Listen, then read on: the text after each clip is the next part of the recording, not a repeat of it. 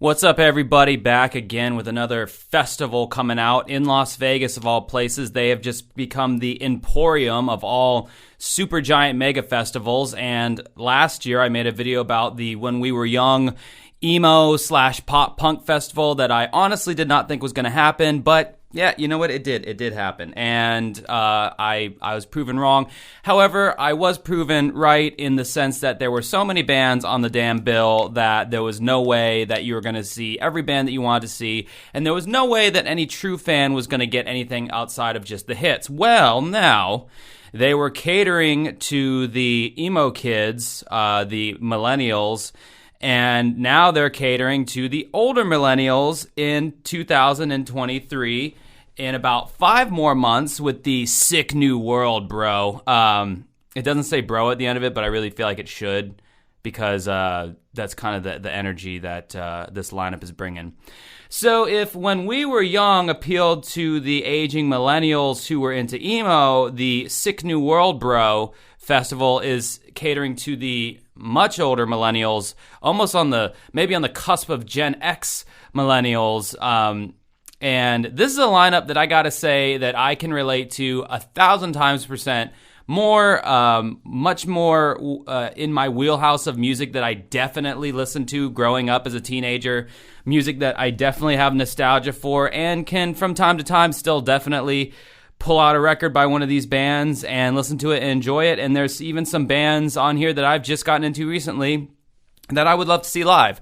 So this is definitely up my tree a lot more than the When We Were Young festival was. And, they were able to pull that one off. So I see no reason why they're not going to be able to pull this one off. As of right now, according to their website, it is Saturday, May 13th, 2023.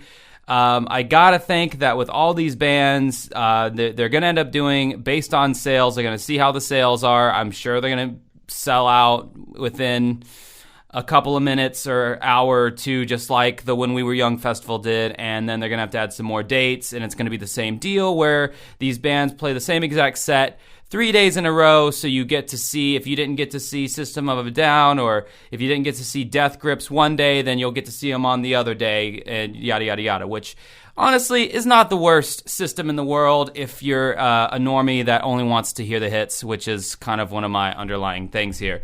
So let's go through this crazy lineup, if we will, and I had to touch my eyebrow ring just then, because we're talking about nu metal, eyebrow piercings kind of go hand in hand with nu metal music.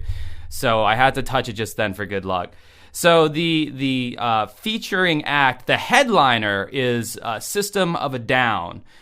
Now, I don't know what, I don't keep up with this band's every single move, but from my understanding, they're kind of like a Rage Against the Machine in the sense that, they only tour. They don't actually, really release new music anymore.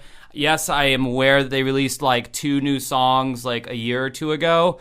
But for all intents and purposes, when you see System of a Down, they are just in a live act at this point. They're not really, like a band like Korn, where you can expect a new album from them every 2 or 3 years. Kind of a nu metal, Legends. They'd be in the nu metal, Mount Rushmore. All right. Yeah. Quick cut saved me from looking stupid. Then, of course, you got fucking Korn. I mean, they are just a staple of really any festival. I think they might be, I believe I saw the Coachella lineup today, and I think they're on Coachella. They're everywhere. Korn is like Snoop Dogg in the 90s when he would feature on everybody's record from Limp Bizkit to ICP. They're just, if you pay them, they'll show up. But they're a solid live band. I've seen them live twice. And their sound is really dialed in and really hits you in the chest. They're just a really great live act. I love at least 2 or 3 of their records. Kind of stopped listening to them after the Untouchables album, and that's going to be the story for most of these bands that I'm about to bring up. Basically, when I got over my age 15, 16, 17, that's pretty much the age that I stopped listening to most of these bands, so that's going to be my last point of reference. So if it sounds like, oh, you dipped out at man, 2003 or 2005 or whatever, you really just stopped listening to all these bands. It's like, yeah, that's because I started getting into like Rush and Genesis and bands that would go on to like become like my true like lifelong bands that I truly loved. Because I got out of the like everything has to be heavy as fuck and got more into like, okay, I'm more into like song structure and artistry and creativity than I am just like down-tuned guitars. Up next, we have Deftones. I mean, obviously, they're a huge band. I do know that they don't particularly love being labeled as nu metal. This festival, I don't think there's any verbiage of it being a nu metal festival, but like, come on now, like that's what it is for at least the headliners. Again, with Deftones, White Pony is a great record. Diamond Eyes. They're just one of those bands that like I can't listen to a whole Deftones record. It just gets too drony and just samey to me. But man, like a good Deftones song, like put in a mix, it's perfect balance of Deftones. Just get one or two in the mix. You don't, not a whole album, not a whole Deftones album, but one or two, it's good.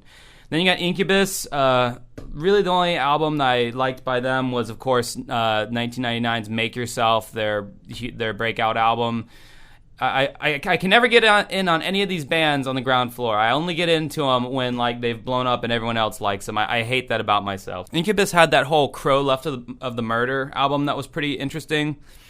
And then after that, I stopped paying attention. They had released a single a couple years ago that I thought was absolute trash. That didn't sound anything like Incubus, so whatever. Fucking Evanescence, they're another like staple of the road. I mean, anywhere that Korn is, Evanescence will also be. Evanescence is just one of those like hot topic bands to me that even when they came out, I thought that they were pretty corny. And it's not necessarily because they had a female-fronted singer. I mean, God knows, I hope that's not why. I think that because my band essentially has a female-fronted lead singer. But no, Evanescence was just... I even read an article today when I heard "Bring Me to Life" or whatever.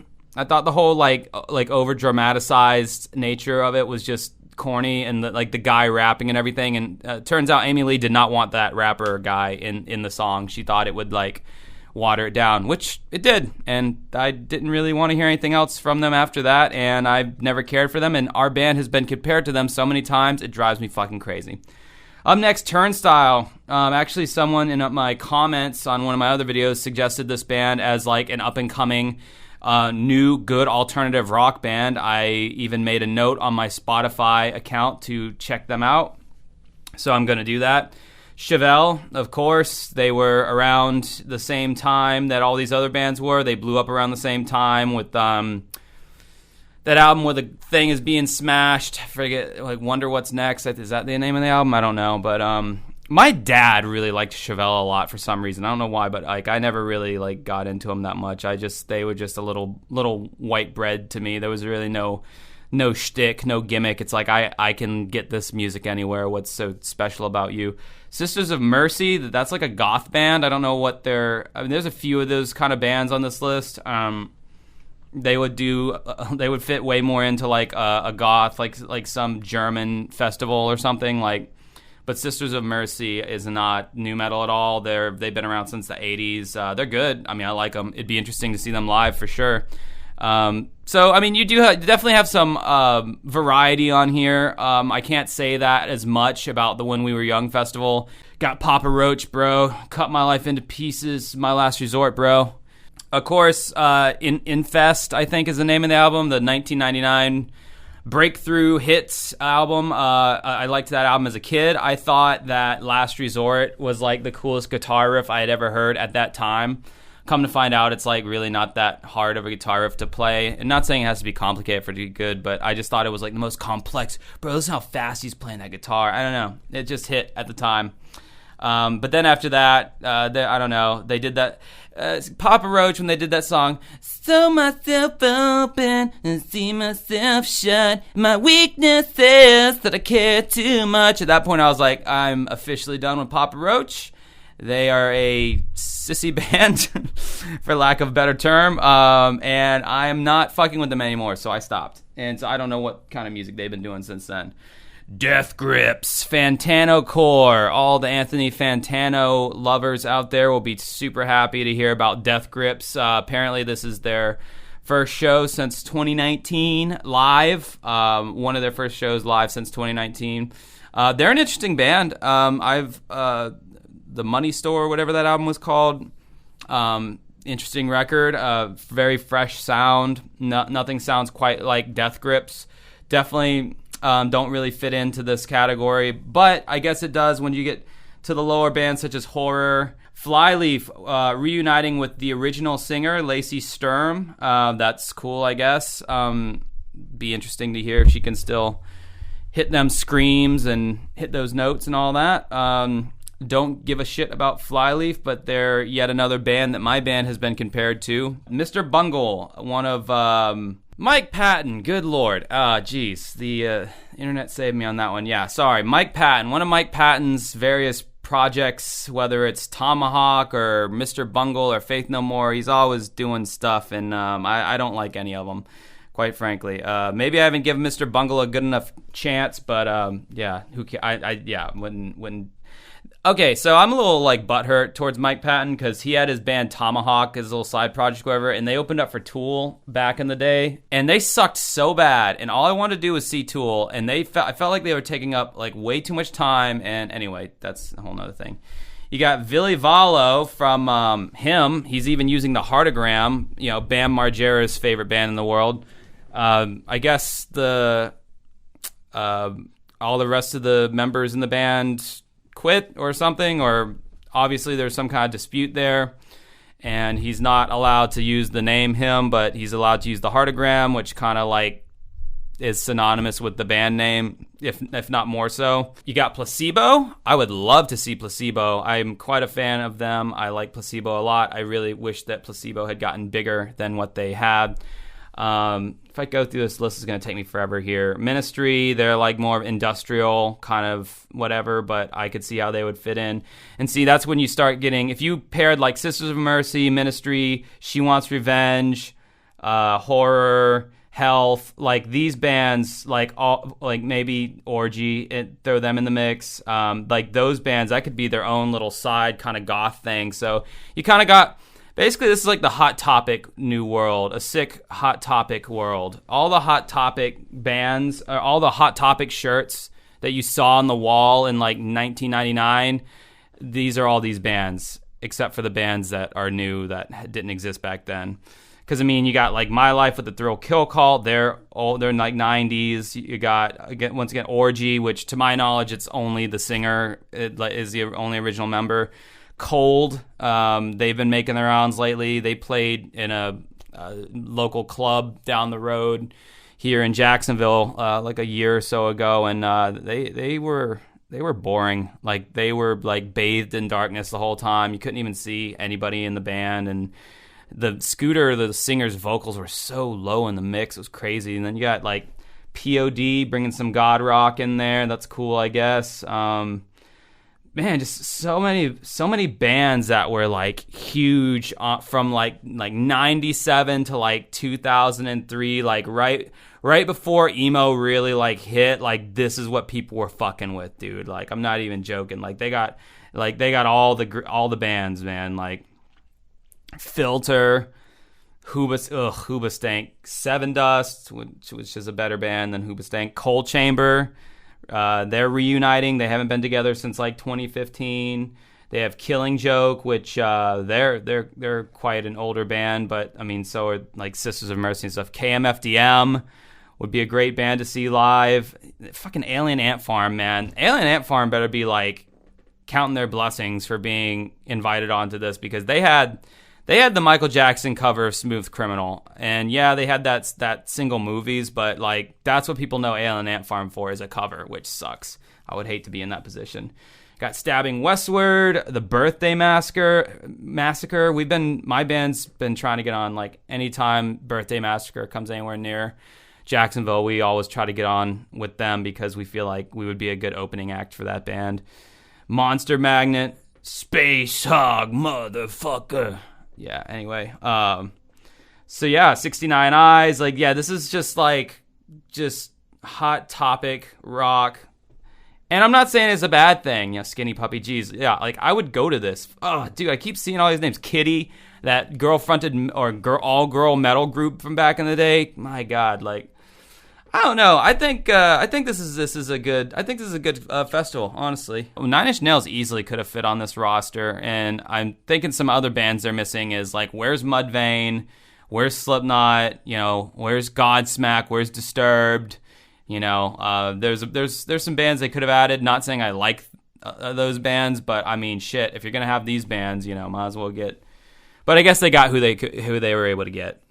And this is a big business now. Obviously, like pay these bands these large sums of money, like the headliners, and then charge the kids. Well, kids, they're like grown ass adults who probably have graying hair now.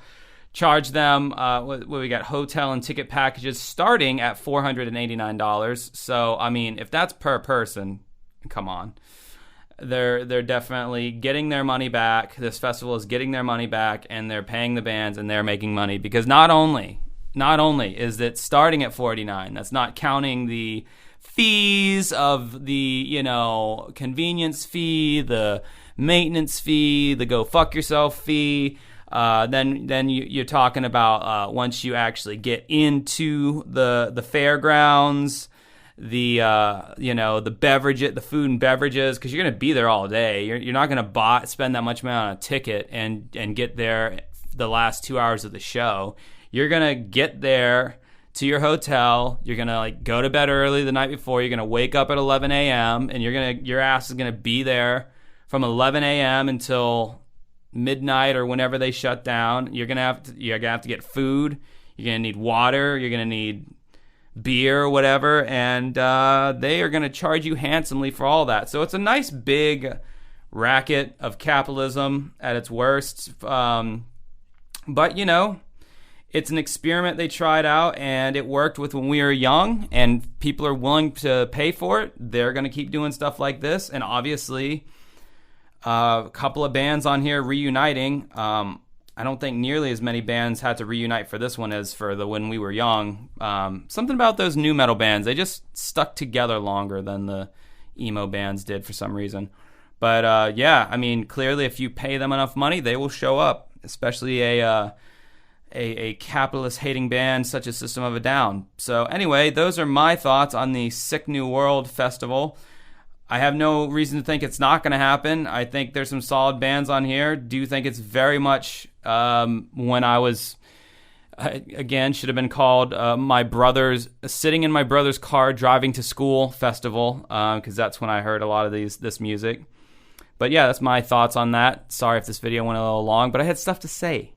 What do you think about this festival? I would rather go to this one much more than the When We Were Young one. Although next year or this year, whatever, Blink-182 is going to be headlining, but yeah, fuck them and their $500 ticket prices. And that's just to see Blink-182 by themselves. Anyway, I guess until next time, let me know what you think in the comments below, and have a good rest of your night.